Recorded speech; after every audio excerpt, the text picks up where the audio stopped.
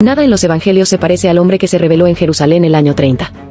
No era un santurrón, ni un predicador de dogmas repetitivos. No era sumiso, ni distante, ni simplemente un hombre bueno. Era mucho más. Era humano. Peligrosamente humano. Tan humano que dolía. Tan divino que aterraba.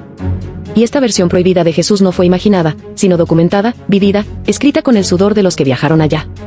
Esta es la historia que J.J. Benítez se atrevió a contar en su serie, El caballo de Troya, una obra de ficción tan precisa, tan coherente, tan rica en detalles que desgarra la frontera entre novela y revelación.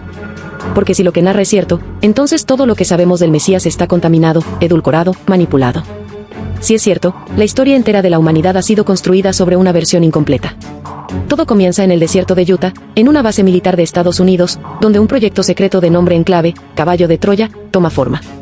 2 pilotos norteamericanos, uno de ellos el narrador, participan en un experimento de retroceso temporal diseñado por el gobierno para estudiar eventos históricos clave. Pero este no es un viaje arqueológico ni un capricho de curiosos. La misión tiene un solo objetivo: observar de primera mano la vida, muerte y resurrección de Jesús de Nazaret. Para eso, se construye una nave temporal camuflada como una estructura de roca, capaz de insertarse en cualquier coordenada espacio-temporal sin ser detectada. El destino: Palestina, año 30. El riesgo: que el mundo descubra que los evangelios no son más que un bosquejo infantil de una historia mucho más profunda. El piloto apodado, el Mayor, aterriza clandestinamente en las colinas de Jerusalén. Allí empieza su misión: seguir a Jesús, observarlo, registrar cada palabra, cada gesto, cada milagro. Pero lo que encuentra no es el carpintero tierno de las postales. Encuentra a un hombre de carne ardiente, que llora, que se enfada, que sangra. Un ser extraordinario que domina la ciencia, la psicología, el clima, la materia. Un hombre que conoce la estructura del universo, que habla de otras civilizaciones, de vida más allá de la tierra, de la manipulación religiosa, del origen oculto de las almas. Un Jesús que cura con el poder de su mente, que levita, que atraviesa paredes, que comprende la estructura del tiempo. Un Jesús que no está solo. Que es asistido por seres superiores, los Melquisedec, entidades celestiales que lo acompañan desde otras dimensiones. No ángeles con alas, sino verdaderos custodios interdimensionales. El Mayor descubre asombrado que el plan de salvación no es lo que las iglesias han predicado. Que Jesús no vino a fundar una religión, sino a mostrar una forma superior de vida, una ruta de liberación del miedo, del ego, del ciclo de la ignorancia. Jesús habla con claridad de otras moradas, de la existencia de mundos superiores, de civilizaciones pacíficas que observan a la Tierra como un planeta primitivo en evolución. Habla de la corrupción de los templos, del fracaso del sacerdocio, de la falsedad de las estructuras religiosas. Y por eso lo matan. No por proclamar que era hijo de Dios, sino por atreverse a exponer la mentira del sistema. Lo que sorprende del testimonio del Mayor no es solo lo que dice Jesús, sino la descripción minuciosa del entorno. Las calles de Jerusalén, los aromas del pan, las voces en arameo, las estructuras de las sinagogas, los rituales cotidianos. Cada detalle está descrito con una precisión imposible de inventar. Es como si el autor hubiera estado allí. Como si el autor fuera, de hecho, un canal de una historia silenciada. En sus páginas, se narran hechos con una fuerza tan visual que el lector siente que camina entre los personajes, que oye la respiración del Galileo, que ve los pliegues de su túnica mientras sube al monte. Conforme avanza la narrativa, el Mayor se involucra emocionalmente. Lo que comenzó como una misión de observación se convierte en un acto de revelación interna. Su corazón se quiebra ante la sabiduría de Jesús, su humanidad, su sacrificio voluntario. No era un teatro. No era una misión artificial. Jesús sabía que sería traicionado, que sería asesinado. Y aún así, decidió no escapar. Porque su misión no era salvar el cuerpo, sino encender la conciencia. En múltiples ocasiones, el Mayor duda. Se le ordena no intervenir. Pero presencia injusticias, dolores, traiciones. En uno de los pasajes más conmovedores, observa cómo Jesús abraza a un leproso sin vacilar, sin repugnancia, y lo cura con solo posar la mano. Ese gesto, simple pero trascendental, destruye la imagen rígida y aséptica del Mesías católico. La crucifixión es descrita con una crudeza insoportable.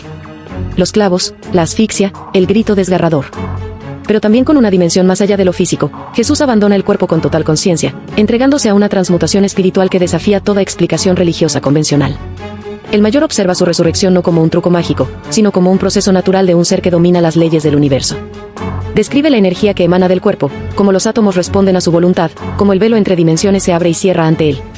Nadie le quita la vida, él la entrega. Y la retoma cuando quiere. El proyecto Caballo de Troya termina en silencio. Los militares sellan los informes. El Mayor queda marcado para siempre. Lleva consigo la memoria de una verdad que nadie está preparado para aceptar. Una verdad que aniquila las doctrinas, que arrasa con los dogmas. Porque si Jesús no fundó una iglesia, si no exigió templos ni diezmos, si no habló del infierno ni del pecado original, ¿qué queda del cristianismo? Si vino a enseñarnos que somos más que cuerpos, que somos energía consciente en evolución, entonces todo el aparato religioso se derrumba como un castillo de naipes. J.J. Benítez nunca dijo que lo que escribió era invención. Siempre afirmó que su fuente fue real. Que el mayor existió. Que los documentos le fueron entregados. Que todo lo narrado, aunque etiquetado como ficción, era tan cierto como su propia vida. Y eso es lo que hace temblar. Porque si es cierto, entonces hemos sido traicionados. No por el hombre de Galilea, sino por quienes lo utilizaron para levantar imperios de fe. Si es cierto, entonces el verdadero rostro de Jesús no está en los vitrales, sino en las palabras silenciadas, en los archivos sellados, en las verdades que la religión no puede soportar. El impacto del libro fue inmediato. Miles comenzaron a preguntarse, ¿y si todo esto fuera cierto? Las iglesias reaccionaron con furia. Tildaron la obra de herejía, de blasfemia. Pero no pudieron refutarla con argumentos. Porque no hay mentira en quien duda con el corazón abierto. El caballo de Troya no afirma, propone. No dogmatiza, invita. Y esa es su fuerza. Cada lector es libre de aceptar o rechazar.